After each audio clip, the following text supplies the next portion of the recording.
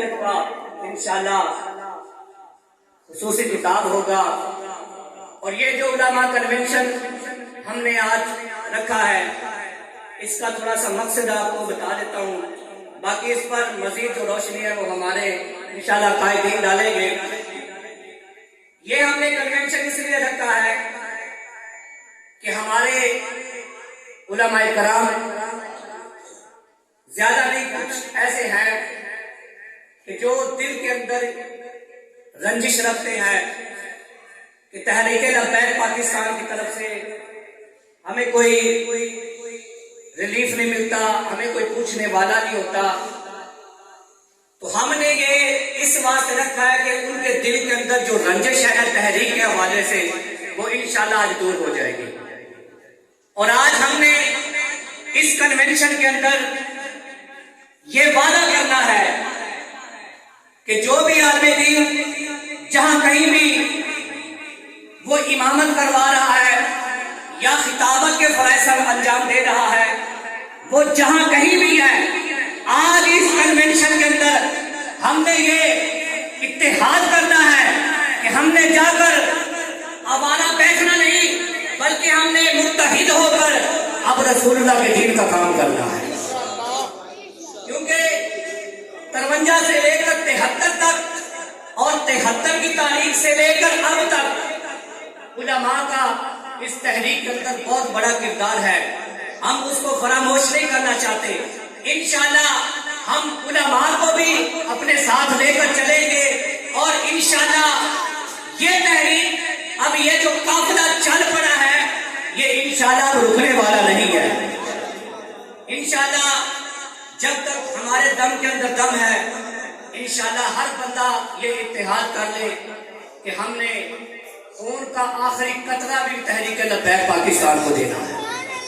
انشاءاللہ جو رنجشیں ہوگی وہ آپ سب کی انشاءاللہ ختم ہو جائیں گی. تو آئیے اس لبیک علماء کنونشن کا بلا تاخیر ہم انعقاد کرتے ہیں, اس کو شروع کرتے ہیں.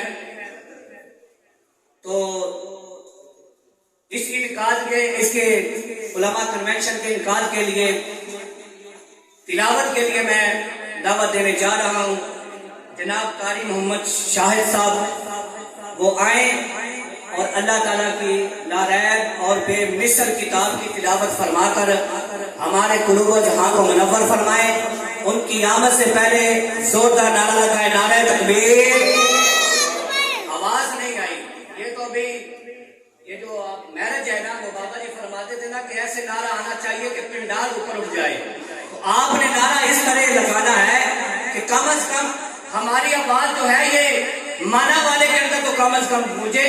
تو اتنی بلند آواز سے نعرے کا جواب دے, نعرہ تکبیر, نعرہ رسالت, نعرہ رسالت, نعرہ تحریک, نعرہ حیدری, تاجدار ختم نبوت, تاجدار ختم نبوت, تاجدار ختم نبوت.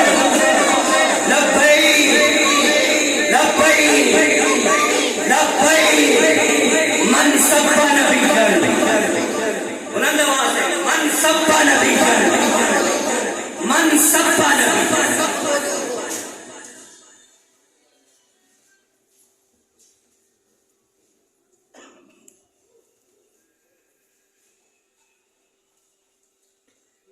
أعوذ بالله من الشيطان الرجيم.